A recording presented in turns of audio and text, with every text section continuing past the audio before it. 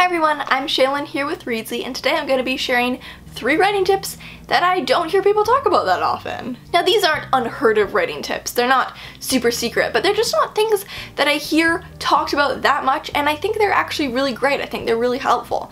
So let's just dive in. Number 1, this is kind of specific, but I think it's such a good tip, and it's if your character's plan succeeds, don't tell us the plan beforehand. If the character's plan fails, do tell us the plan beforehand. I remember when I learned this tip, I was in a screenwriting workshop and someone in the class mentioned it, and in regards to some screenplay we were reading, and everyone in the class, including the professor, was like, why have I never heard that before? It makes so much sense. We can only really know the tension of a failing plan if we know what the plan is beforehand, so we can see that it's going wrong. But if the character's plan is going to succeed, it's more fun to not know what the plan is so we can be surprised as we're seeing it succeed.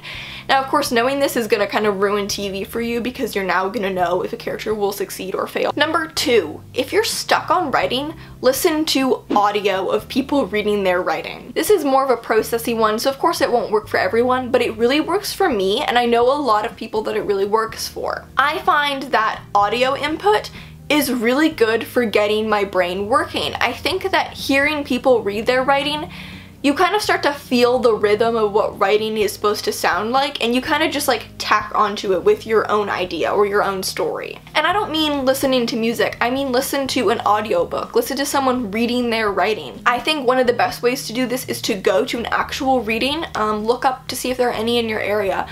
I actually find the best thing to listen to is poetry. Hearing people read poetry, I immediately start to get ideas. I start to hear the voice of my story so well, and I think it's just that getting the input of those rhythms of someone else's words just gives you kind of a rhythm to jumpstart your brain. I can't sit through a reading without taking pages of notes, so pro tip, bring a little notebook because you don't want to seem like that rude person who's texting during the reading. Plus readings are fun. Number 3, this is a really great rule to distinguish when you should be using scene versus narrative summary. Use narrative summary when you need to move time or the plot, but the character is not being active. Use scene if your character is being active. Narrative summary can move the plot, it's really good for moving time, but if your character's not doing anything active, there's not really anything to see played out in a scene.